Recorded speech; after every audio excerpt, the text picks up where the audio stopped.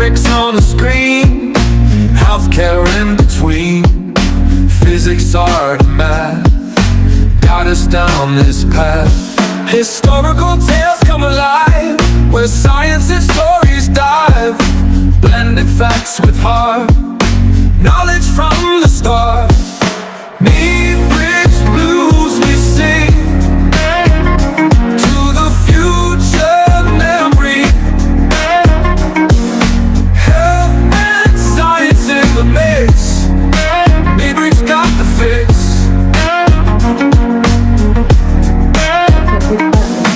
Complex subjects made clear, every episode with cheer. Ramona leads the way, explaining day by day. In the world of digital streams, turning knowledge into dreams. Through the tales of old, new stories unfold.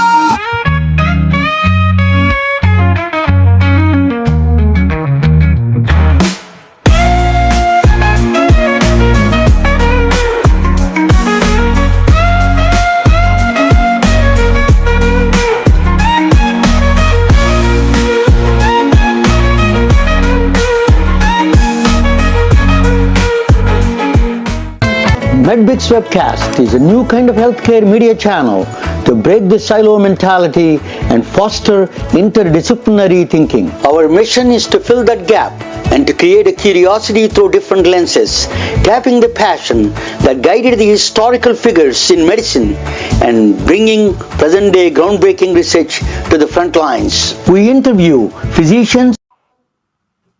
Hey, that's welcome to the MedBix Webcast. This is Ramana Annamaraju. I'm still, this technology is kind of a relatively new, which they changed the platform completely. So I'm learning still. So you excuse me, sometimes there is a bugs up there. But, I tell you, I have a wonderful woman today. They are my two favorite women today. But one of them is just helping me. She was, that during the pandemic, I was isolated, everybody like everybody else. I started writing a book, and that I needed somebody to depend on and see how it works and what I'm writing. And there is this woman, I met her online, and she became one of the best supporters of my life. So she supported me every day. She showed up and supported me. She's from Omaha, Nebraska. Among all the cities in the world, she's from Omaha, Nebraska. She did that. So she really contributed. I'm going to bring her a little bit of in a minute at the end, but she's going to help me. But that, why I wrote this book is basically a lot of doctors, they want to innovate. A lot of medical professionals want to innovate. Innovation requires not just the medicine, reading about the medical books. It requires understanding of the overall, all those things, a polymath kind of thing, mathematics, physics, chemistry, and art, even philosophy and psychology. All of them are as important as anything else. That is the reason I started this. It fuels the innovation. That's the reason I started this channel, to innovate, fuel the innovation. Healthcare 100% require so much improvement. We are, as you saw in the debate, is just unbelievable. So that's the reason I started this MedBix channel, and well received by all of you. Thank you so much for this. I got a great reviews. Thank you all. I'm going to talk with Ursula Lentine. She is a minister. I know her for a long, long time. She is a family friend, and she was a wisdom. One time I had a lunch with her mother and her her mother told me, my daughter is a vivacious reader. That gave me such an impression of her. It is, I remember my father reading all the times. Whenever I see my father, he was reading the book. So my mother used to get upset with him all the time. So that curiosity is really stuck me a chord with me. So Ursula Lentine, joining from Atlanta, Georgia, my hometown, and she's a minister, subconscious book, internal family things. She is a pranic healer. So let me bring her to the table. Let me bring her to the. Oh yeah, welcome Ursula. Welcome Thank to the you. My Big Webcast. I'm going to put you in the complete screen for a while, and Okay. tell me a little bit about your background. I know about your background, but if you tell us a little bit to the audience, it would be good. I was just wondering what aspect of my background, would be interesting. I'm coming from a metaphysical background, really. So spirituality is the background of the metaphysical reality. So metaphysics, people don't know, boiled down, an angry person lives in an angry world. A peaceful person lives in a peaceful world, yet they're next door neighbors. So how can that be? That can be because our perception of reality comes from our historic input, right? In our hard drive, we have beliefs, we have culture, we have understanding, and then that's how we see the world. So I was raised in Michigan. I lived in Los Angeles. I've been on my spiritual path since the second grade. I had a very profound experience, but as a child, I didn't even know what it was. I felt the presence of life itself, just the beauty of life that we actually have available to us. And I also understand that community is vital. When I was living in Los Angeles, again, studying, traffic was so bad in Los Angeles that I would read as I was driving. Talking about reading, I just recalled that. Then I lived on an island, off of Antigua for 10 years. And it was a difficult time. We had 5 hurricanes, category 3 and 4. So, my life has been threatened by nature, and I love nature. I live in nature. It was profound living on an island. People think, oh, fantasy. It's not a fantasy. It's the combination of living on a farm and a boat. So it's very isolating. And when we went through the pandemic just now, we could see the damage that isolation causes. And it is very, very important for us to stay in community. After 9/11, I left and I moved to Atlanta here, worked in real estate, was a board of realtors on a chair, all of that, got my broker's license. Then the 2008 crashed, and I said, you know what? If this is the way things are going to go, then I'm just going to do what I know, what I love, and express who I am.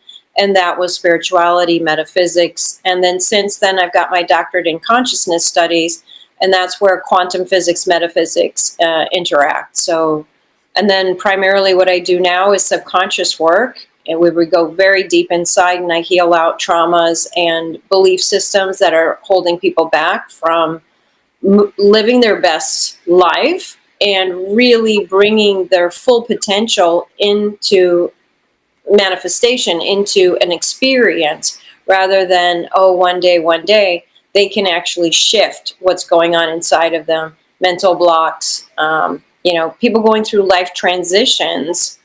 They don't know what to do. They forgot who they are. They feel stuck. They know they have to make some changes, but they don't know what they are. So we do this inner work, and then everything opens up. So, Ursula, we are in the middle of the big elections now. People are divided by race, be divided by Democrats or Republicans, or by party, by sect, by everything you can imagine. They're divided by gender. What is this divisions that creating so much? It is taking the country a little bit one step down when the divisions come up in the picture. So, how do we solve? I remember there is a guru came into Atlanta one time, and he wants to do all the to spread a peace. He wants to do the all the officials. He asked all the Atlanta officials, city officials, to come do meditation. So what can we do? This kind of a very rifting in the public, very public rift in the understanding of each other. What can we do? So why it is happening? First of all, to start with. Okay, united we stand, divided we fall. It says it on our money. And it is a law and a principle that, remember I said isolation, right? So that's divided. You're away from other people. When people who are in power want us to be divided, it is because they can have more control over us. So we, the people, it's in our Constitution. We have to be together in order to move in the right direction. When our mind is split, say someone's trying to make a decision about where they're going to go on vacation, and they have a split mind, they go nowhere. They can't move, they can't think, they can't plan because of the split mind. So wherever powers that be want us to be weak, they put us against each other.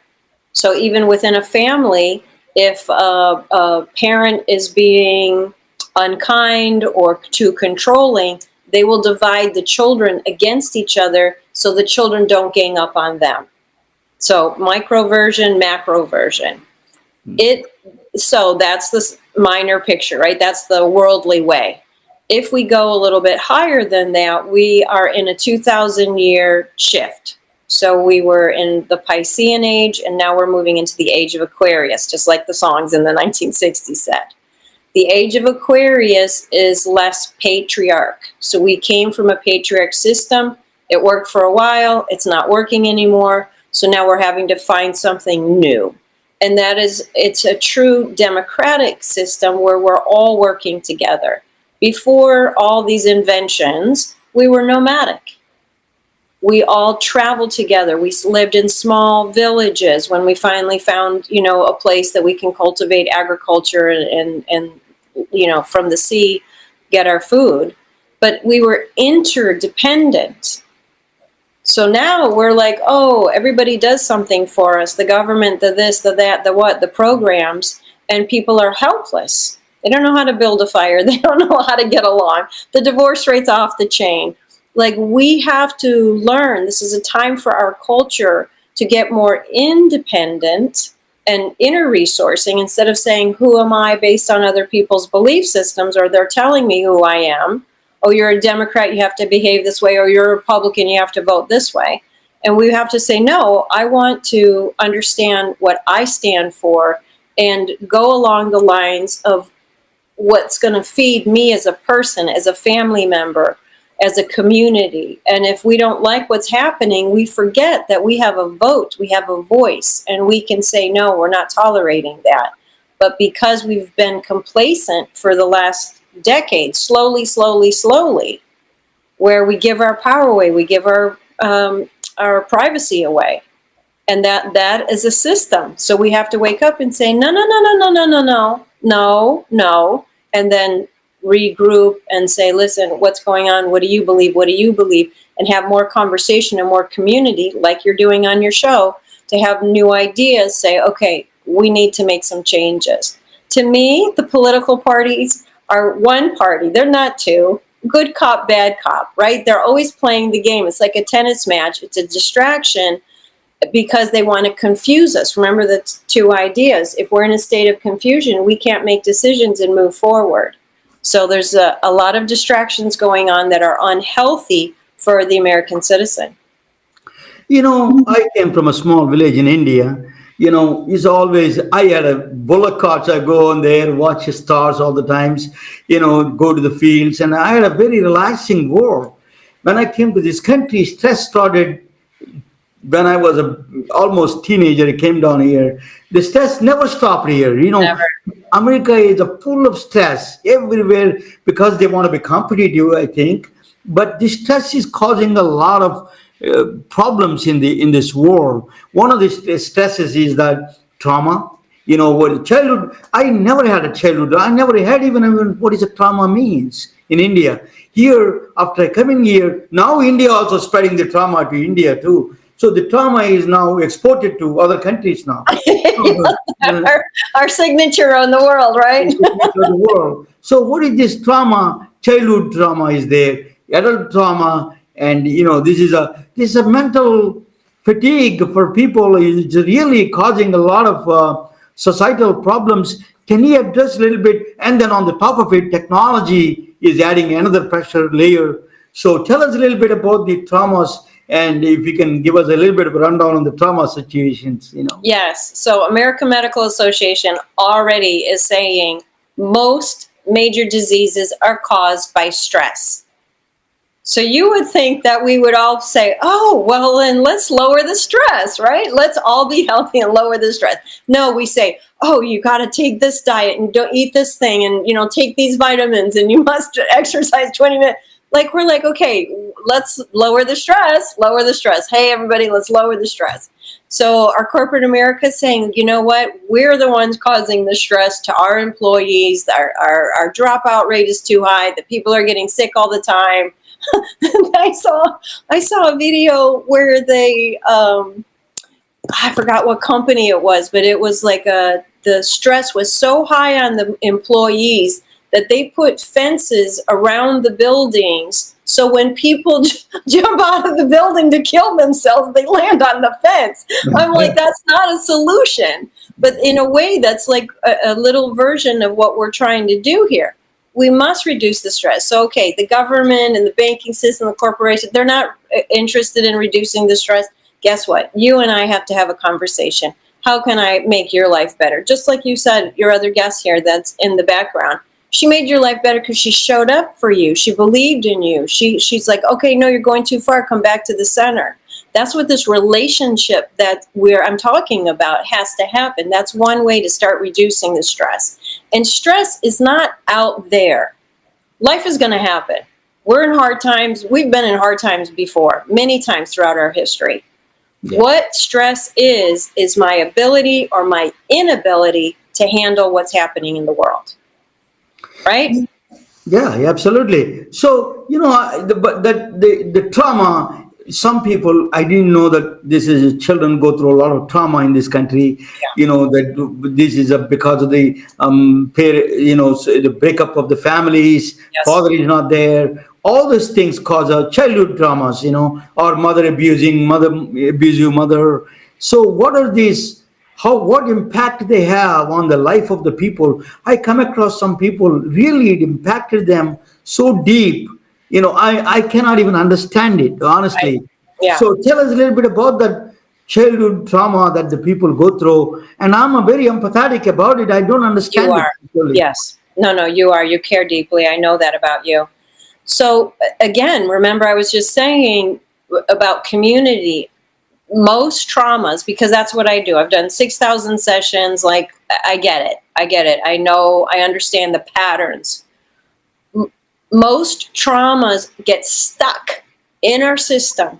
So if you think of the stress level, stress, I'm not sleeping, I have indigestion, I'm a nervous wreck, right? So those things happen, and then we call it somatic, where heart congestion, just all these physical chronic issues, thyroid issues, liver, all the things, cancer. These are things that were in the body. They're irregular because of long-term problems that have been held in the body. So stress gets held in the body. When a crisis happens, say there's a car accident, say your dad leaves, he's going out for cigarettes and he never comes home. Say your mom dies, say, just very, very difficult things. That's a scar on the person's psyche, in their brain. You can even see, in brain scans, there's some trauma here. So when there's a scar on our system, we're always adapting and adapting and adapting. So I'm doing a lot of work with corporate people these days. And when the person has the father who never shows up to their ball games and doesn't say, son, I'm proud of you, or don't worry about that. That's just, one little test. I love you anyway. Never any of that, right? Never good enough, never good enough. Then the child is like, oh, I'm a less than person. I'm not good enough. You know what? I'm going to work harder and I'm going to prove that I'm good.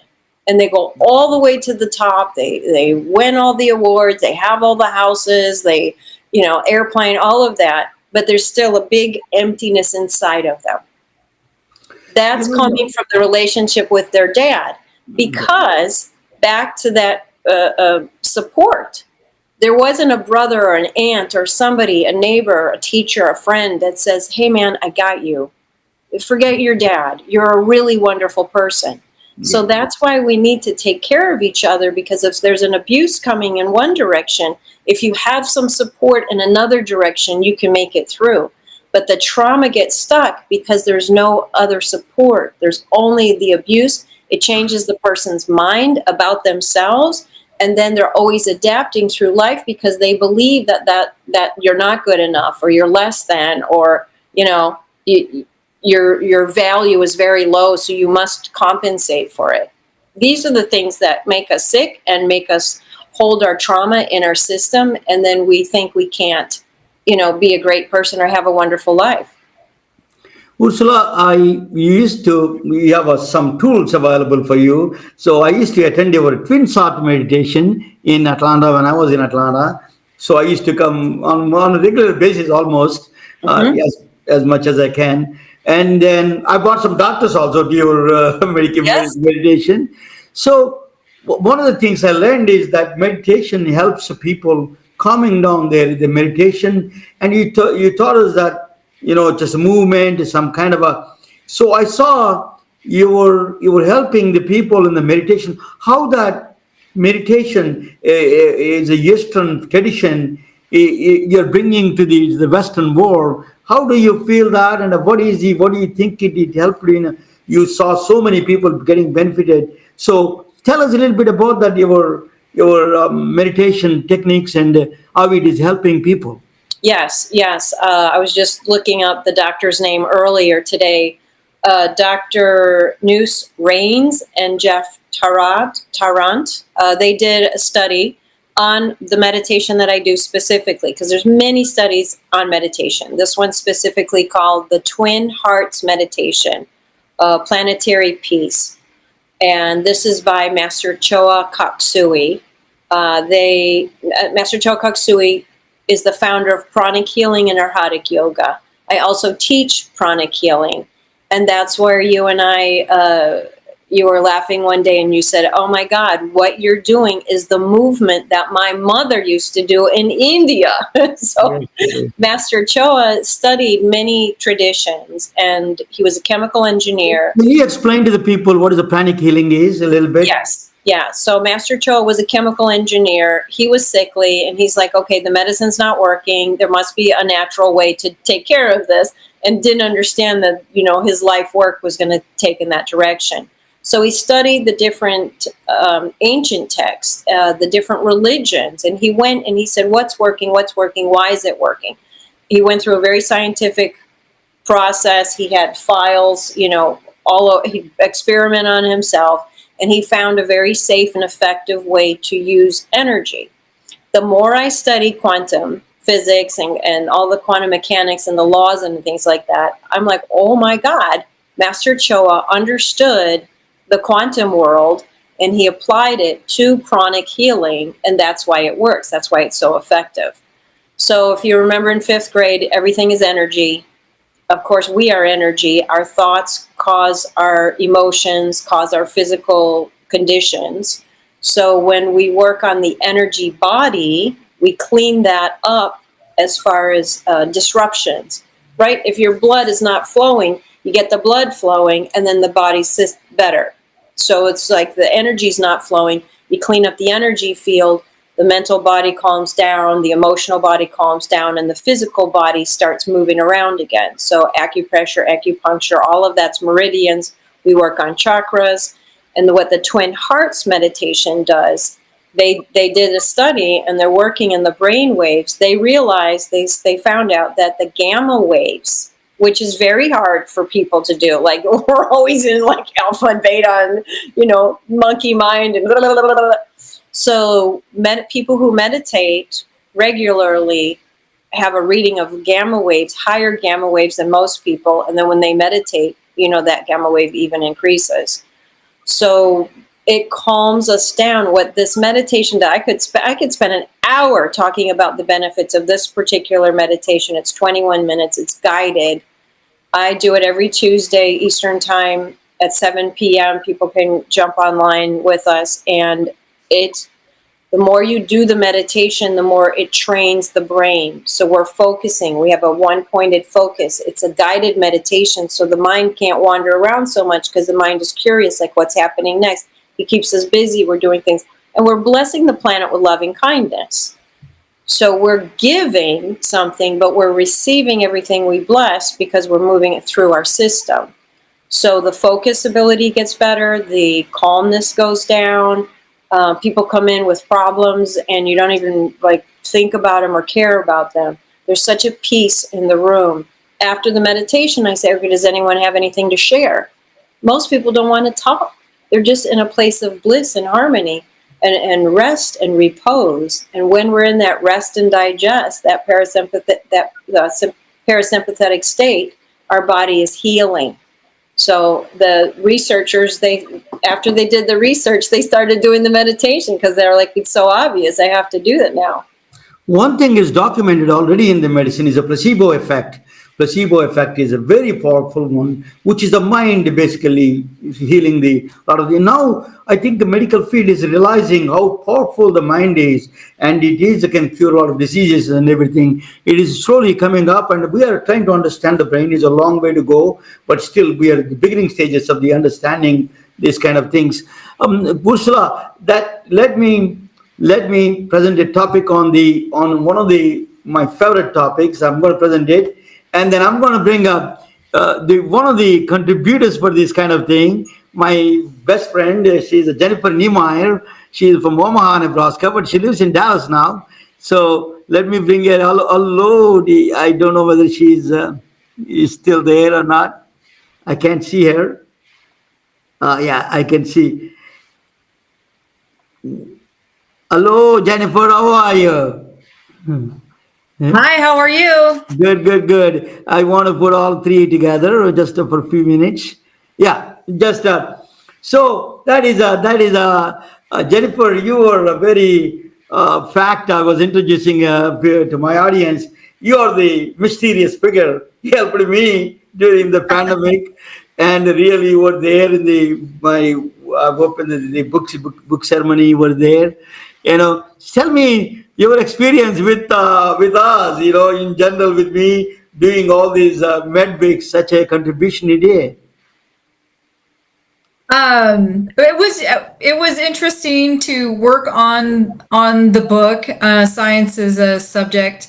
It was just fascinating to learn everything, pull everything out, organize it. I mean, I'd never written a book, so it was nice to be a part of all the things and all the research that goes into actually putting together a book, what you need to do, the fact checking, putting it all together. It wasn't a fast process. It took over a year, and we did work on it daily.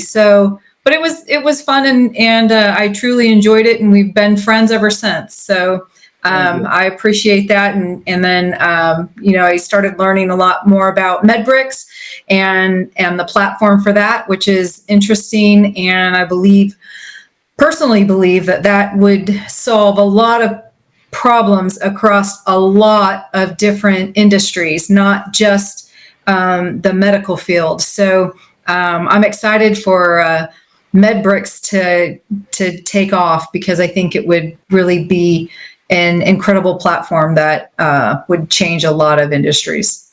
Thank you, Jennifer. Thank you for the compliment. Let me bring this new thing that I want to do presentation. That this is actually a trader.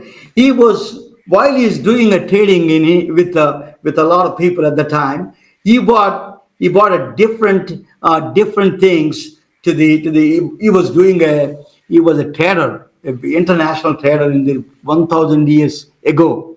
1,000 years ago, think about that. So he was a trader, but he found advertently the secrets of the nature. This deep secret of a nature, he found it, and those secrets now helping the unraveling the secrets of medicine. That's a fascinating thing to understand. I'm going to talk about that just with the trade. So I'm going to start with a story of Korean. This is a 2015. There is a contest, beauty contest in Korea. So in the Korean, one thing they surprised, everybody got surprised, that is everybody looks similar, exactly same. Not because I'm Indian telling all the Chinese look same, or somebody is telling all Indians look same. In fact, Korean press told they look eerily similar, very strangely similar. So they found out, the judges said that everybody looks same. What's the reason? What is a strange thing? So they went to all of them, a Gangnam plastic surgeon, same surgeon they went to. Plastic surgery, they went to plastic surgeon. It's called a Gangnam Golden Ratio Plastic Surgery Center. South Korea is the capital of the plastic surgery. That is a big, well-known fact, that is. So they do quite a bit of plastic surgeries there. So they found out all these women wanted to look like one Chinese Hong Kong model. They want to look like her, and so everybody wanted her to looks, and everybody ended up with looking same. That was the really similar, very strange. That's what the Korean press said that. But that golden ratio, what the name of the clinic is interest to you, I tell you what the golden ratio is. Golden ratio is, it's basically, this came from a Greek mythology. Greek Phidias is the god of beauty god, actually. In Phidias, Greek sculptor, he was a sculptor, and then what they found out is that he defined a beauty. It's called, they put a name on it. The beauty name is a golden ratio called, if you are 3 feet from a novel to the legs, that's a 3.6, and 3 feet up on the top. That ratio is a very important ratio to them. That is the people to look good, beautiful. That ratio between the novel to the head, the top, is 3 feet, and the novel to the feet, end of the feet, is a 3.6. That ratio, 1.6 ratio, is a key. That is called a golden ratio. So the beauty defined in the Greek mythology is as a 1.6. There's a number there. Is a Phidias is the god of beauty. They defined as a ultimate beauty. But let us talk about that a little bit more. So what they did was, it is a beauty defined as, if you have a woman upper lip, lip is I'm going to give you a golden ratio. What is a golden ratio is? If you have 1 centimeter on the top lip, and the bottom lip is 1.6, that defined as a luscious lips. Beauty comes out of it. That golden ratio, 1.16, that ratio is a very important. So in the eyes, you can do this, nose. This is all you can compare with the nose, the top to the entire body. You can do golden ratio comparing with the entire structure. The ratios of eyebrows, ratios of the structure of the face, all of them are, that golden ratio fits the people who look golden ratio. They look more beautiful. It's defined as a beauty. But so what is this gold? So AI designed a gold, actually artificial intelligence, the user designed a human body with a golden ratio, perfect body. So it created a golden ratio, or the AI image of a golden ratio, entire body, perfect body of a golden, with the golden ratios. There is no flaw. But who is going to be the perfect person? There is nobody there. But they found out, all the press is very interesting. They found out this woman called Helen Mirren has the perfect body, has all the golden ratio, perfect thing they say. I'm not sure about that, but at least they were saying that golden ratio is Helen Mirren is the perfect, closest to all the golden ratio of the entire body. But so it is actually, the story started with the golden ratio in the year 1100. Year 1100 in Italy, in the Leaning Tower of Pisa.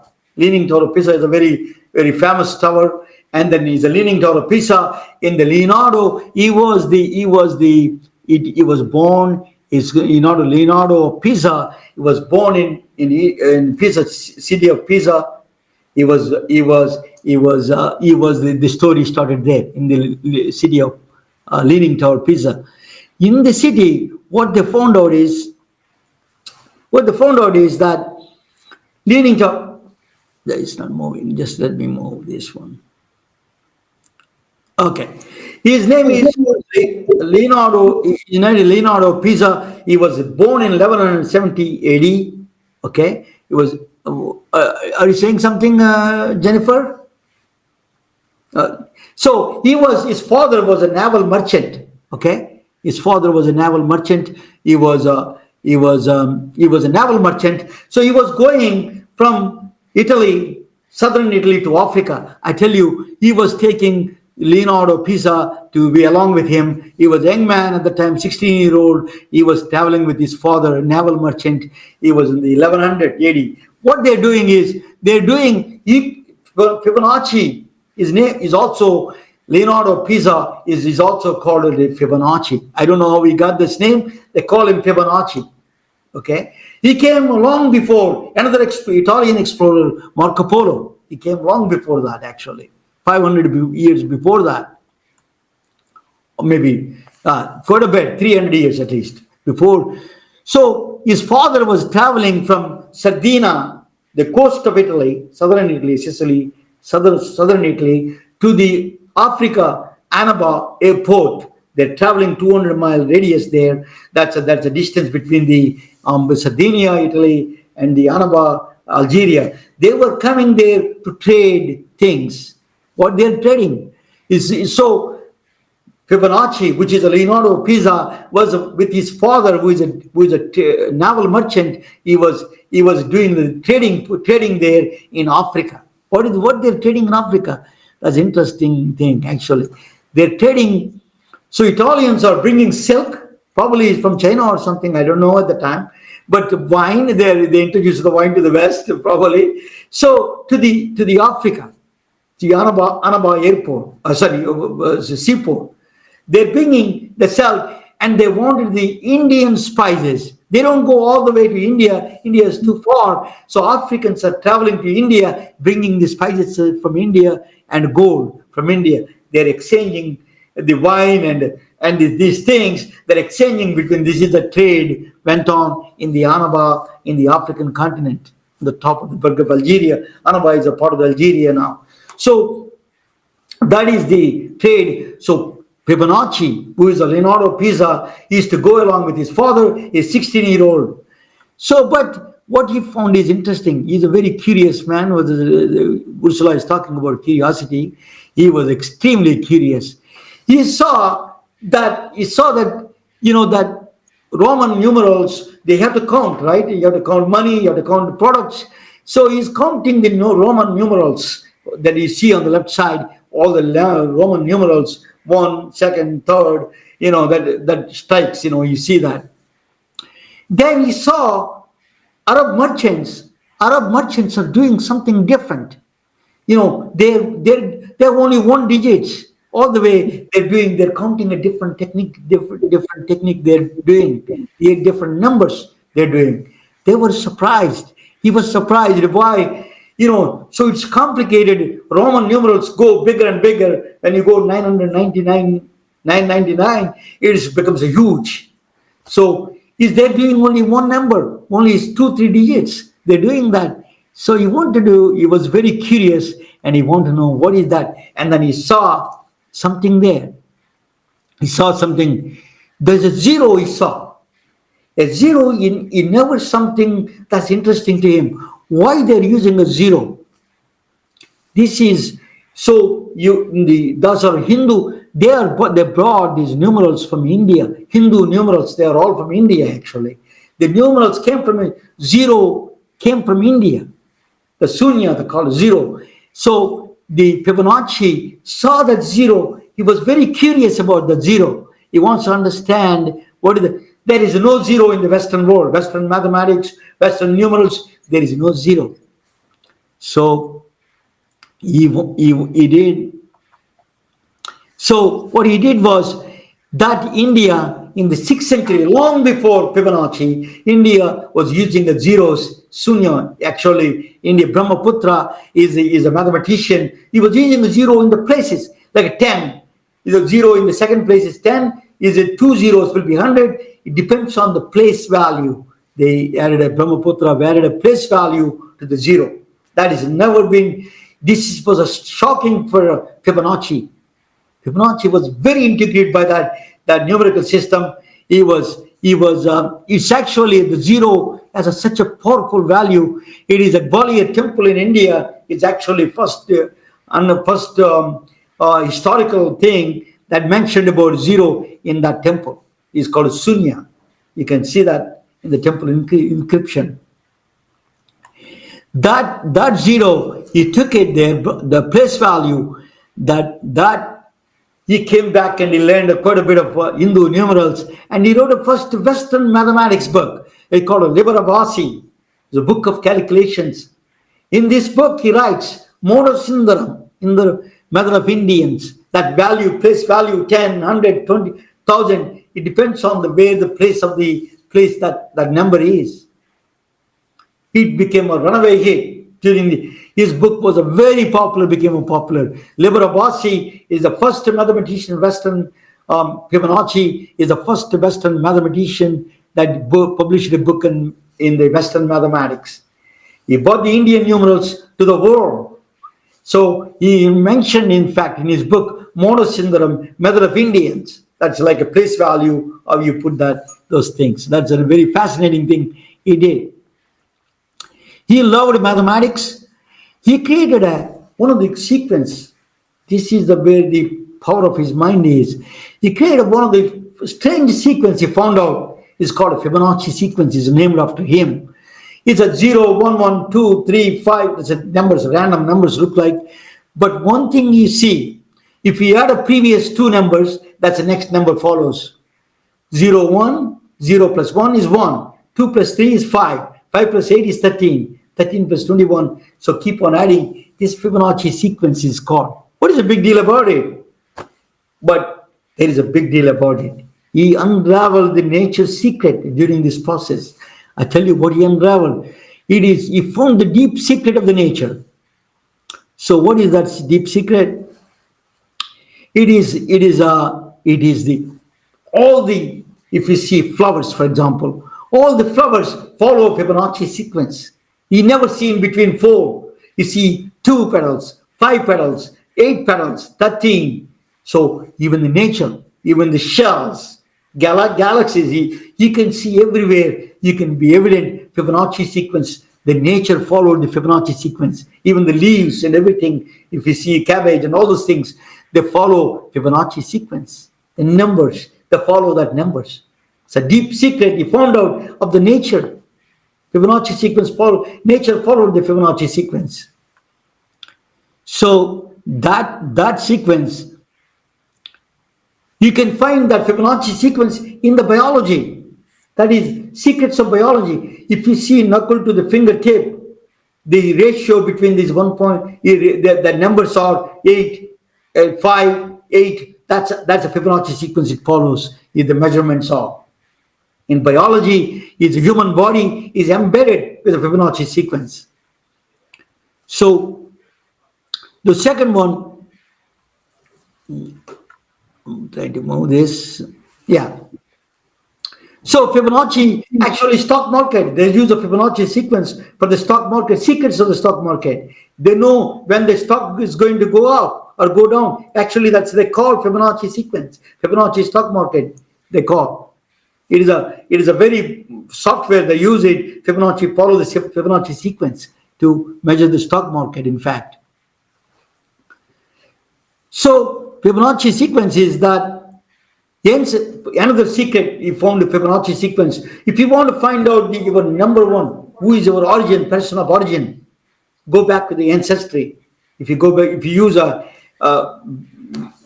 23andMe or ancestry.com, if you want to find out who is your number one, the origin of your number one, you want to go backwards, see who is your grandparents. You want to, it usually follows the Fibonacci sequence backwards. So you want to find out, he said that is very nature is following our birth itself, following the Fibonacci sequence. So that then golden ratio, that beauty came from Fibonacci sequence. And why I was talking about a beauty, if you take the Fibonacci sequence after 5, if Fibonacci sequence numbers are 8, 13, 21, the previous numbers are added, right? So that sequence, if you divide the following number by previous number, that's a 1.6. That's a ratio, is called a golden ratio. That's where the Fibonacci golden ratio came on. You see golden ratio everywhere. That beauty is defined through the secrets of the beauty. He defined through golden ratio. He came out with that one. So actually, he was indirectly created the golden ratio. Fibonacci created a golden ratio in this one. So that's 1.168. So all the measurements has to be. So that's what the beauty is defined as in that sense. But so Courtney Cox, for example, she did the lips, she did that. That is a golden ratio. Lips, they found out there's a golden, she followed the golden ratio. Lips, eyes, a lot of people do that. That's a golden ratio. They follows the lengths between the entire golden ratio, you can create the entire structure of the eye. So that's what the Koreans follow. Koreans do a lot of surgeries. They follow the golden ratio. That secret is of the plastic surgery to make it beautiful. Now, so you can entire face, you can divide into the golden ratio that they need. Yeah, I can do that. So you don't have to be. But is a beauty is the beholder, eyes of the beholder. It is a beauty is wrongly defined in that sense, but actually that is not where we come in the picture. This is the what they did was wrong in the Korean beauty pageant. So that is everybody looks same. It doesn't make any sense. So we should not be defined. Beauty is a much more bigger than that, more concept of beauty. Outside beauty, inside beauty, they're all together in that sense. But the secrets of the Fibonacci sequence really gave a different world medicine. We never thought, to do Alzheimer's, to detect Alzheimer's, you have to do quite a bit of a MRI, CT scan. Still, you cannot find out sometimes. But you can do Fibonacci sequence if you are gait people. If you follow the walk of a people, gait analysis, it does. That's a great biomarker. If they follow Fibonacci sequence, the steps. If they don't do if they deviate from the Fibonacci sequence, it could be Parkinson. It's the greatest marker, in fact, one of the best biomarker. Just walking, observing without any MRI, CT scans. By observing the walking, you can tell somebody is prone to the Alzheimer's or MS, Parkinson diseases. You can tell them in advance. Just watching them by steps, and if they are beyond, it is deviating from the Fibonacci sequence. For example, blood pressure is a cardiovascular disease. Is you don't need a blood pressure 120 by 80. Is that 1.6 is a golden ratio. The Fibonacci sequence, Fibonacci golden ratio is following. So they say that if the blood pressure is a deviate from the golden ratio, is a systolic and diastolic blood pressures, it is a great biomarker for cardiovascular disease. Think about that. You don't need all these fancy machines. So beyond that,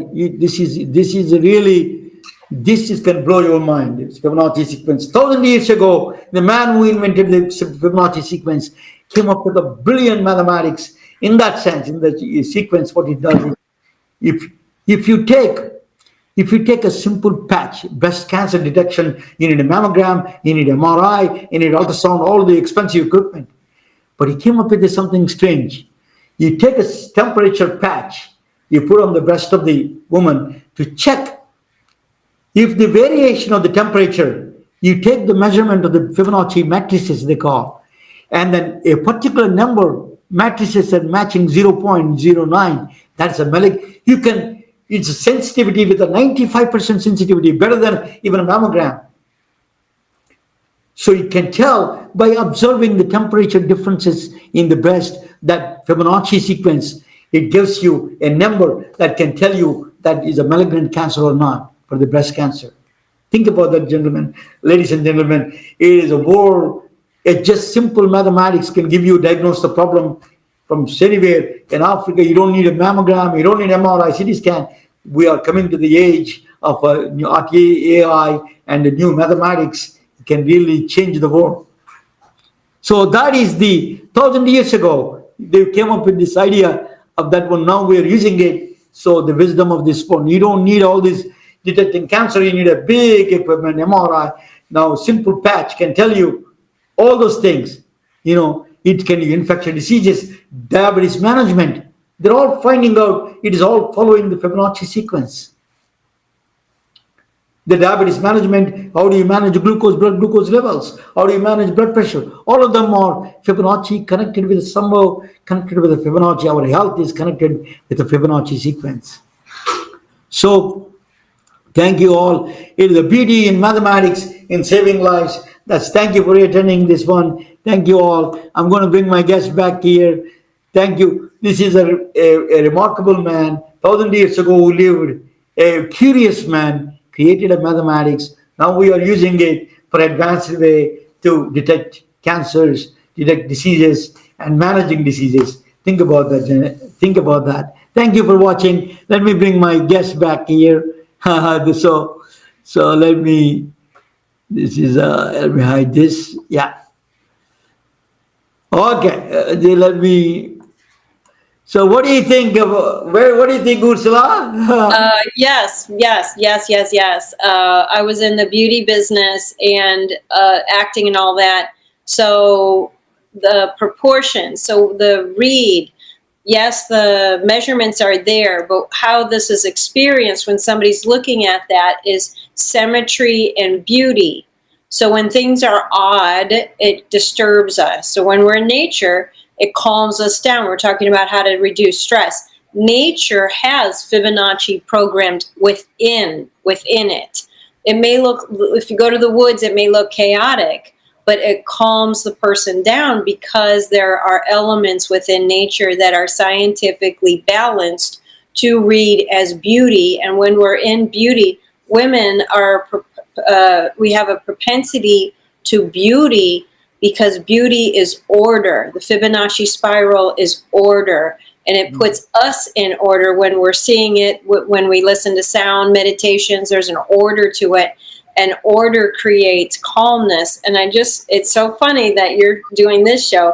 My logo has Fibonacci in it, specifically designed. You see there? Yeah. So I'm very appreciative of balance and order. That's why when our in system, remember we're talking about disease, and then I also wanted to say, you had mentioned the 33%, the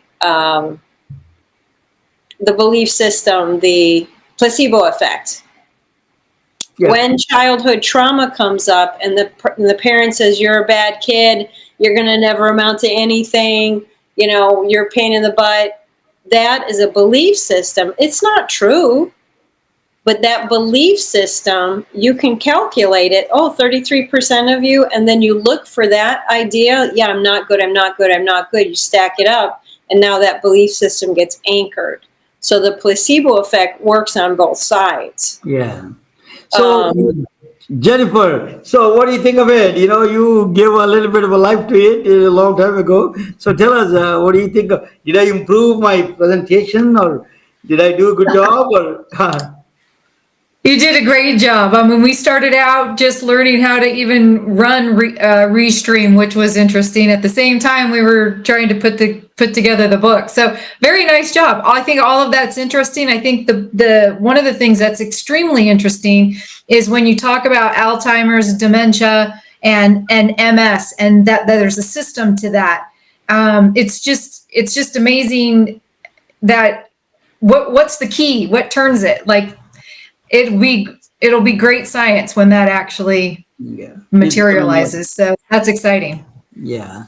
So, there's Ursula, can you tell us a little bit about your website and what do you do, and a little bit about your background right now? How they Yes, can reach you? I please invite everybody, all your listeners, to the Twin Hearts meditation. It's the easy. All you have to do is show up, and the rest will be taken care of. Every Tuesday, Eastern Time, 7 p.m. You can grab online. It's on there on my website. You can learn about what is pranic healing. You could learn how to do it yourself. And then that's just like we're talking about nature and energy and systems that are already embedded, right? It's there for thousands of years. Yeah. And now the way you put it together today is like, oh, here it is, here it is, here it is, here it is. If we start moving in that direction and get less dependent on other people telling us what to do and what to buy and all of that stuff, we will become more cohesive and will be more in a natural flow, in a natural state. And then, of course, the subconscious work that I do for the healing work is really wonderful. I happen to be doing a webinar coming up, and that's on LinkedIn. So anybody who is just curious about the things I've been talking about can come and join the webinar. So thank you so much for having me on here. I always love talking to you, whether it's quantum physics or spirituality or political arena, whatever we talk about, it's always very interesting and fulfilling. And I appreciate your respect, Ramana, for yourself and for the people that are watching you and all your guests. You're very respectful, and that's a quality in life that we should all come to be as strong as you are in that area. Thank you. Thank you all for joining. I was truly honored to have you. Both of you, wonderful women, contributed in my life, made my life complete. Thank you so much. Thank you all. Good night. And I'm going to play Jennifer Niemeyer's video. You're going to see it now. Thank you all. Good night. Telling their stories through our patented designs that can be worn on scrubs, t-shirts, printed on conference bags, and endless other promotional materials.